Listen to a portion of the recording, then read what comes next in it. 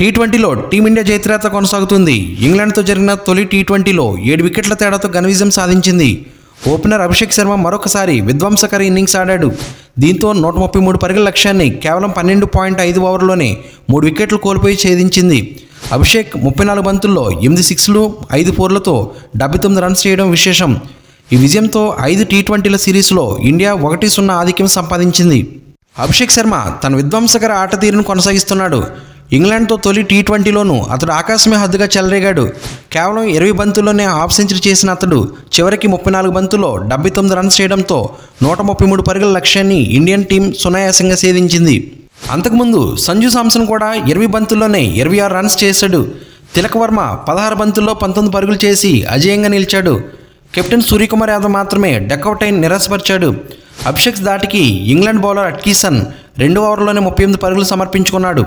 ఇదిలా ఉండగా అంతకుముందు ఇంగ్లాండ్ బ్యాటర్లు చేతులెత్తేశారు. బ్యాటింగ్ అనుకూలిస్తుందని భావించిన పిచ్ పైన మన బౌలర్లు కెప్టెన్ సూర్య తమపై ఉంచిన నమ్మకాన్ని వమ్ము చేయలేదు.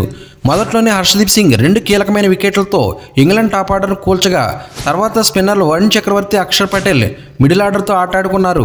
దీంతో 20 ఓవర్లోనే 132 పరుగులకు ఆ టీం ఆల్అౌట్ అయింది. వరుణ్ 3 వికెట్లు తీయగా హర్షదీప్, అక్షర్ చెరో 2 వికెట్లతో రాణించారు. హర్షదీప్ తన 4 ఓవర్ల కోటలో కేవలం 17 పరుగులు ఇవ్వగా వరుణ్ 23 పరుగులు ఇచ్చాడు. అక్షర్ పటేల్ కూడా 4 ఓవర్లో ఒక మెయిడెన్తో పాటు 22 పరుగులు ఇచ్చి 2 వికెట్లు తీసుకున్నాడు.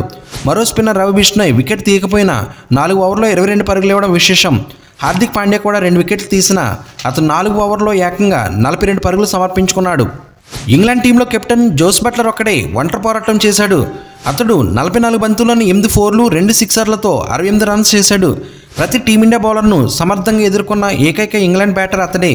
మిగిలిన వాళ్ళు ఇలా వచ్చి అలా వెళ్తున్న బట్లర్ క్రీజ్లో నిలదొక్కుని ఇంగ్లాండ్ ఆ మాత్రం స్కోర్ అయినా సాధించడంలో కీలక పాత్ర పోషించాడు.